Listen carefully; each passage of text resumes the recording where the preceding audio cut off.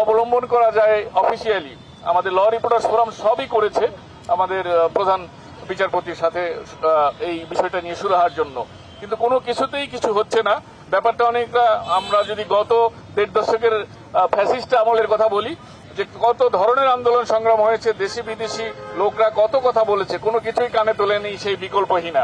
তো এখন এটি প্রমাণ হয়েছে বাংলাদেশে বিকল্পহীন বলে কোনো কিছু নেই। আপনার যে জেদ বা গো ধরার যে কি ফলাফল সেটি বারবার বাংলাদেশের মানুষ দেখিয়েছে, সে যত বড় দায়িত্বশীল ব্যক্তি হোক বা যত বড় পদে আসীন থাকুক না কেন।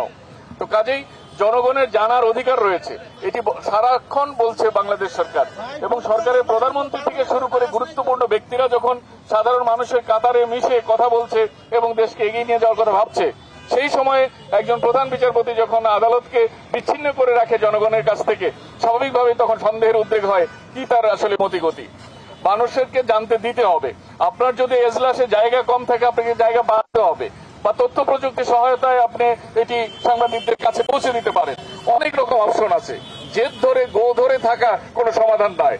আজকে এখানে বাংলাদেশের প্রায় সব সাংবাদিক সংগঠনের নেতৃবৃন্দ এসেছেন, বিশেষ করে আমাদের সম্পাদক পরিষদের সভাপতি এসেছেন, এবং প্রত্যেকেই মুক্ত চিন্তার ধারক এবং বাহক, এবং প্রত্যেকেই চায় যে দেশটায় মানুষ জানতেও পারবে যেরকম, গণতন্ত্র টেকসই হবে সেরকম। কারণ আমরা সাংবাদিকরা এই নিষেধাজ্ঞা কয়েক মাস হয়ে গেল আমরা কেউ বেকার হই নাই, আমাদের রুটি রুজিরও প্রশ্ন নাই, আমরা রিপোর্ট যথারীতি করি। কিন্তু জনগণের যে জানার অধিকার বাংলাদেশের সংবিধান দিয়েছে, এবং বাংলাদেশের সংবিধানের 2টি অনুচ্ছেদে সুস্পষ্টভাবে বলা আছে যে বিচার কেমন হবে, বিচার হবে প্রকাশ্যে আদালতে।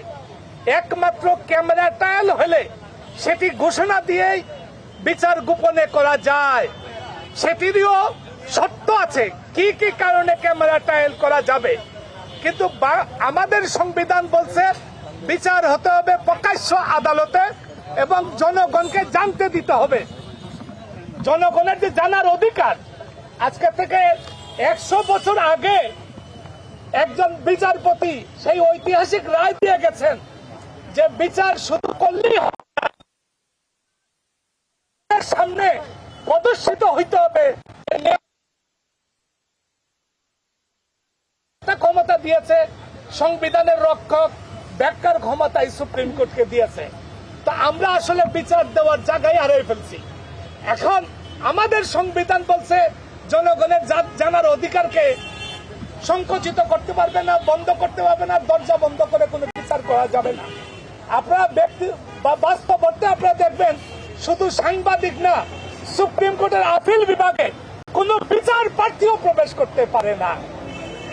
বাংলাদেশ আরেকটা জিনিস লঙ্ঘন করছে এই সুপ্রিম কোর্ট। আপনারা জানেন রাজনৈতিক অধিকার বিষয়ক যে আন্তর্জাতিক সংগঠন সেই ICCPR এর সদস্যরা চলছে বাংলাদেশ।